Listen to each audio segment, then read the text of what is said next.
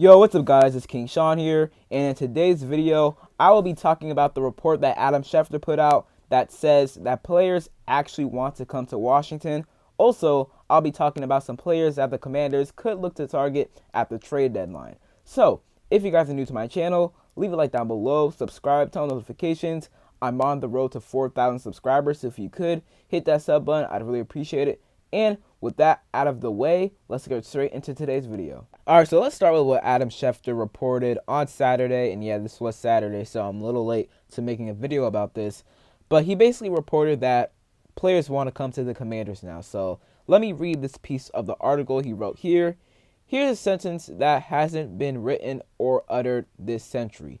Since before Dan Snyder owned an NFL franchise, players want to wind up in Washington playing for the Commanders. That is amazing, man. I mean, for 30 years, we've been this poverty franchise under Dan Snyder, and now players want to come to us. We're in year one of a new era of Adam Peters, really of Josh Harris. I mean, he came here in late July of 2023, so this is really the first year of Josh Harris. Year one of Dan Quinn. Year one of JD5, year one of this brand new coaching staff, and we're 7-2, and players want to come here. That's incredible. Let's continue to read this article.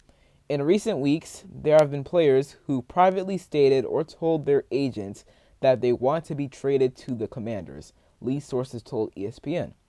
It's possible the Commanders could comply by Tuesday's 4 p.m. deadline. Commanders have explored adding a cornerback and could use help at receiver, according to league sources.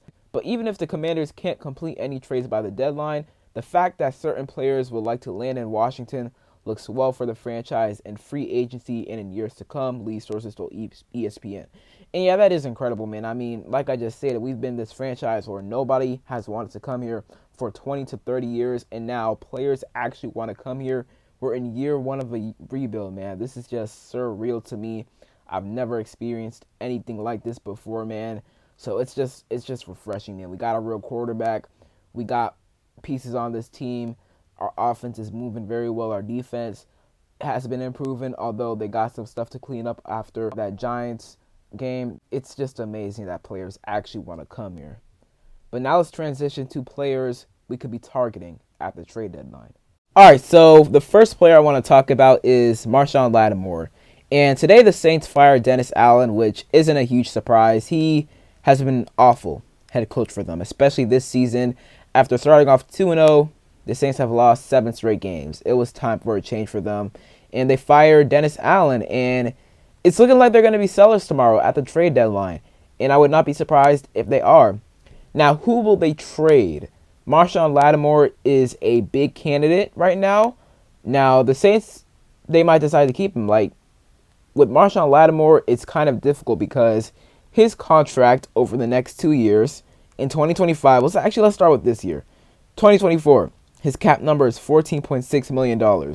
I believe the Saints have already paid a good chunk of that, so not bad. In 2025, though, he has a $31 million cap hit.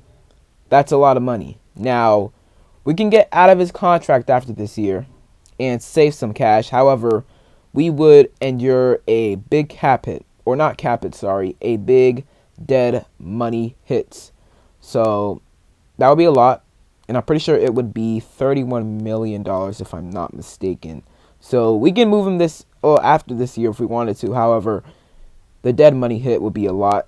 In 2026, he has a $28.5 million cap hit, and we save more money if we were to cut him then. So his contract is kind of flexible. However, his cap hits over the next 2 seasons are pretty hefty. So if we were to trade for Marshon Lattimore, we would have to come to a contract restructure with him, or we might have to come to an agreement with the Saints for them to eat some of that money. So that could be a possibility with Marshon Lattimore, a trade for him. So we'll see.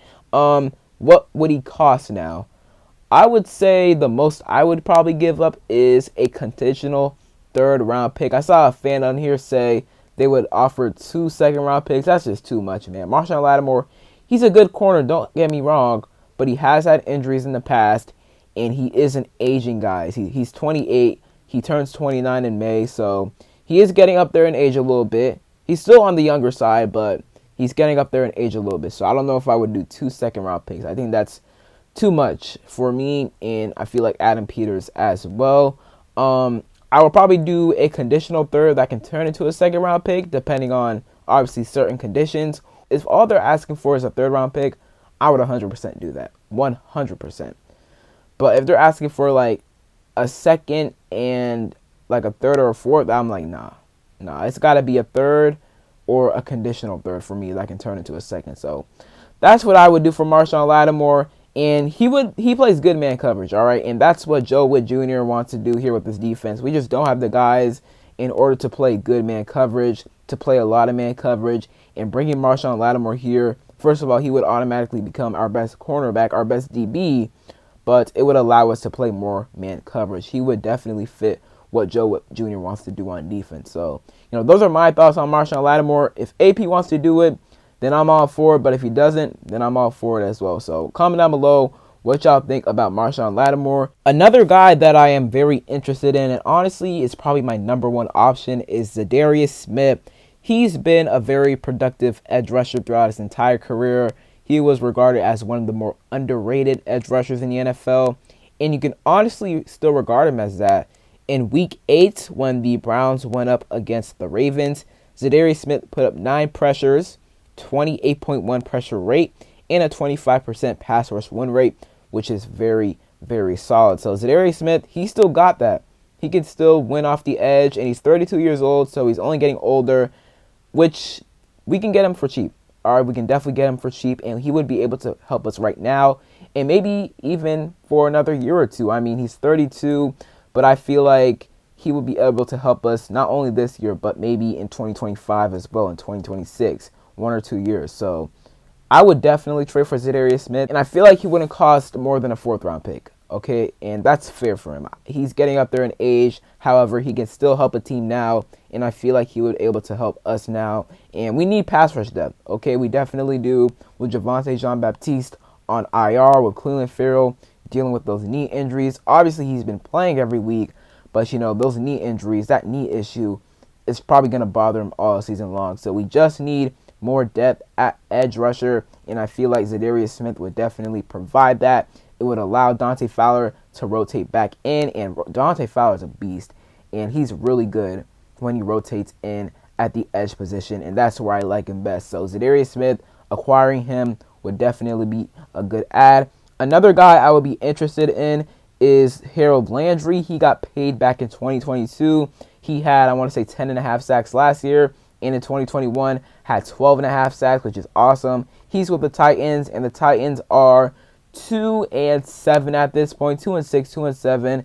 They're pretty bad, obviously, and it's looking like they're going to be some sellers at the deadline. Maybe they just won a game versus the Patriots. However, I feel like they still could be sellers at the deadline tomorrow, but we'll see. But if they are, Harold Landry is a guy that I would definitely be looking at. He is a great pass rusher. He had a breakout 2021 season, which got him paid in 2022, but he did have a season-ending injury before the 2022 season even began. However, he's still been a beast all season long for the Titans this year, and that is a guy I would definitely be interested in trading for. And then another guy is Jonathan Jones. Jonathan Jones is actually a guy I wanted in free agency back in 2022 or 2023. I'm pretty sure it was 2023. But the Patriots did end up re-signing him. But he would be a guy I would be interested in as well. He's a really solid cornerback, veteran cornerback. He's 31 years old. He can still play. The Patriots have a solid secondary, and he contributes to their secondary. So that's definitely another guy I would for sure be interested in. And I feel like he would definitely be one of our outside starting cornerbacks. You could have him and maybe Noah I or Mikey Sanders still on the outside, and then either Mikey or Noah I in the inside. And then if you trade for him, then Benjamin St-Juste, he goes to the bench, because you're not pulling Noah Igbenogany and Mikey Sanders off the field, in my opinion.